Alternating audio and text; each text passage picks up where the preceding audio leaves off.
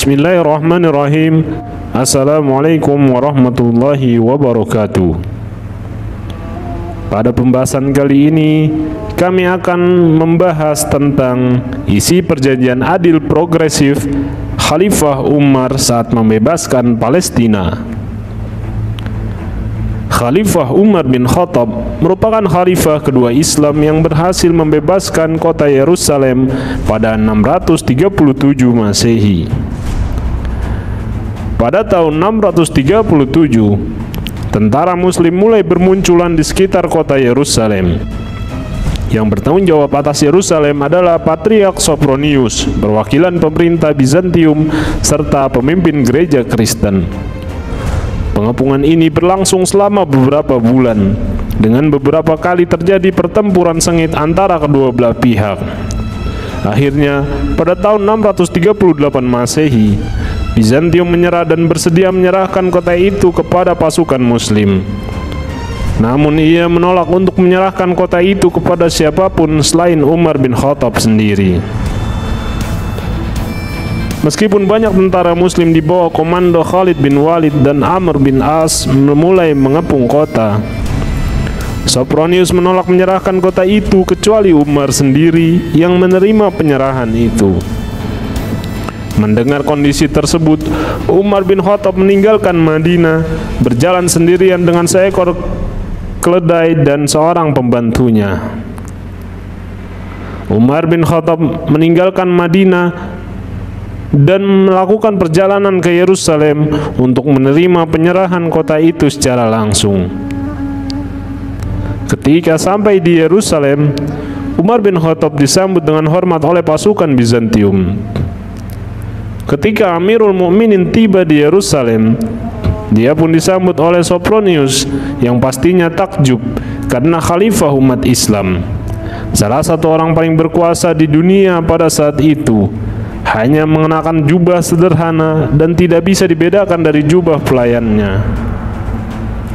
Umar diajak berkeliling kota, termasuk gereja makam suci.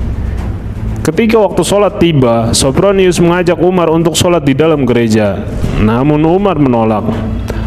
Umar bersikeras bahwa jika dia sholat di sana, umat Islam nantinya akan menggunakannya sebagai alasan untuk mengubahnya menjadi masjid, sehingga membuat umat Kristen kehilangan salah satu situs paling sucinya. Sebaliknya, Umar berdoa di luar gereja, di mana sebuah masjid kemudian dibangun. Nama masjid itu kemudian diberi nama Masjid Umar, yang sampai sekarang berdiri di kota lama Yerusalem. Setelah membebaskan Yerusalem dan Palestina, Khalifah Umar kemudian membuat sebuah perjanjian bersama pemimpin gereja Kristen, Patriark Sophronius. Umar bin Khattab kemudian membuat sebuah perjanjian yang dinamakan dengan Perjanjian Umar. Perjanjian itu juga ditandatangani beberapa jenderal tentara Muslim. Perjanjian ini mengatur hak-hak dan kewajiban penduduk kota, baik Muslim maupun non-Muslim. Perjanjian ini menjamin kebebasan beragama, perlindungan terhadap gereja-gereja dan salib-salib, serta kewajiban membayar pajak. Ketika Umar bin Khattab membebaskan Yerusalem dari Bizantium, beliau juga memberikan hak kepada umat Yahudi untuk kembali ke kota itu dan beribadah di tembok ratapan. Hal ini merupakan sebuah pengakuan dan penghormatan terhadap umat Yahudi dari umat Islam. Banyak umat Yahudi yang bersyukur dan mengagumi sikap Umar bin Khattab. Seperti yang dilakukan terhadap kota-kota lainnya yang dibebaskannya, kaum muslimin harus membuat sebuah perjanjian yang merinci hak-hak dan keistimewaan mengenai orang-orang yang ditaklukkan dan kaum muslimin di Yerusalem. Perjanjian ini ditandatangani oleh Umar dan Patriark Sophronius bersama beberapa jenderal tentara Muslim, seperti dikutip dari Islamic City. Berikut bunyi teks perjanjian itu. Dengan menyebut nama Tuhan yang Maha Pengasih lagi Maha Penyayang, inilah jaminan keselamatan yang diberikan hamba Allah Umar Amirul Mukminin kepada penduduk Yerusalem. Dia telah memberi mereka jaminan keamanan bagi diri mereka sendiri atas harta benda mereka, gereja-gereja mereka, salib-salib mereka, orang-orang yang sakit dan sehat di kota itu, dan untuk semua ritual yang merupakan bagian dari agama mereka. Gereja-gereja mereka tidak akan dihuni oleh umat Islam dan tidak akan dihancurkan. Baik mereka, tanah tempat mereka berdiri, salib mereka maupun harta benda mereka tidak akan dirusak. Mereka tidak akan dipaksa pindah agama. Tidak ada orang Yahudi yang akan tinggal bersama mereka di Yerusalem. Penduduk Yerusalem harus membayar pajak seperti penduduk kota-kota lain dan harus mengusir Bizantium dan para perampok. Penduduk Yerusalem yang ingin pergi bersama Bizantium, mengambil harta benda mereka dan meninggalkan gereja dan salib mereka akan aman sampai mereka mencapai tempat perlindungan mereka. Penduduk desa boleh tetap tinggal di kota jika mereka menginginkannya, tetapi harus membayar pajak seperti warga negara. Mereka yang berkeinginan boleh pergi bersama Bizantium, dan mereka yang berkeinginan boleh kembali ke keluarganya. Tidak ada yang boleh diambil dari mereka sebelum panennya dituai. Jika mereka membayar pajaknya sesuai dengan kewajibannya, maka syarat-syarat yang tercantum dalam surat ini berada di bawah perjanjian Allah, menjadi tanggung jawab nabinya, para khalifah, dan orang-orang beriman. Isi surat perjanjian Umar tersebut dikutip dalam The Great Arab Conquest dari Tarikh At-Tabari. Pada saat itu perjanjian ini merupakan salah satu perjanjian paling progresif dalam sejarah.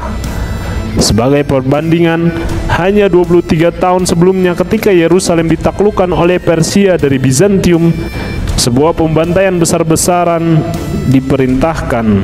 Pembantaian lain terjadi ketika Yerusalem ditaklukkan oleh tentara salib dari kaum muslimin pada 1099. Perjanjian Umar memberikan kebebasan beragama bagi umat Kristen di Yerusalem, seperti yang ditentukan dalam Al-Quran dan perkataan Muhammad SAW.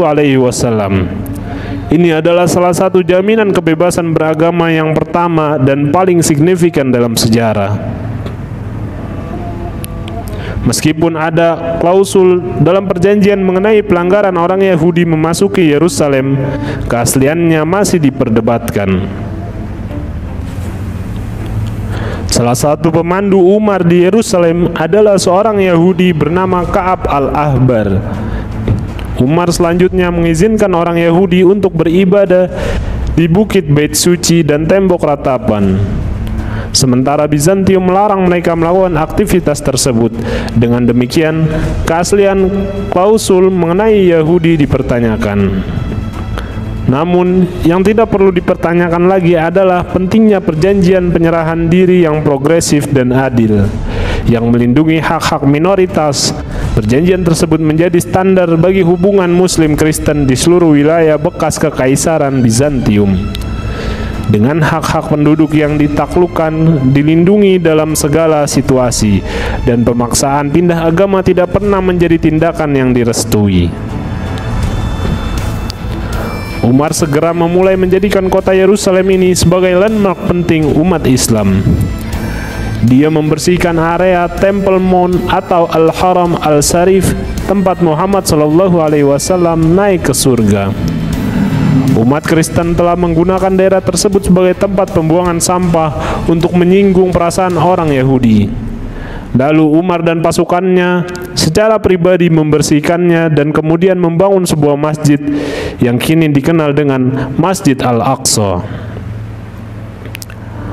Sepanjang sisa masa kekhalifahan Umar dan hingga masa pemerintahan Kekaisaran Bani Umayyah atas kota tersebut, Yerusalem menjadi pusat utama ziarah keagamaan dan perdagangan. Kubah batu atau The Dome of the Rock dibangun untuk melengkapi Masjid Al-Aqsa pada 691. Banyak masjid dan lembaga publik lainnya segera didirikan di seluruh kota. Pembebasan kaum muslimin atas Yerusalem di bawah Khalifah Umar pada 637 jelas merupakan momen penting dalam sejarah kota tersebut. Selama 462 tahun berikutnya, wilayah ini akan diperintah oleh umat Islam dan kebebasan beragama bagi kelompok minoritas dilindungi berdasarkan perjanjian Umar. Bahkan saat ini, ketika pertikaian mengenai status kota tersebut di masa depan masih terus berlanjut, banyak warga Muslim, Kristen, dan Yahudi yang bersikeras bahwa perjanjian Umar tersebut tetap memiliki kedudukan hukum dan berharap perjanjian tersebut dapat membantu menyelesaikan permasalahan Yerusalem saat ini. Sekian pembahasan kali ini, semoga bermanfaat.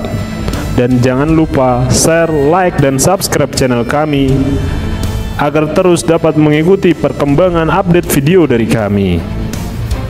Wassalamualaikum warahmatullahi wabarakatuh.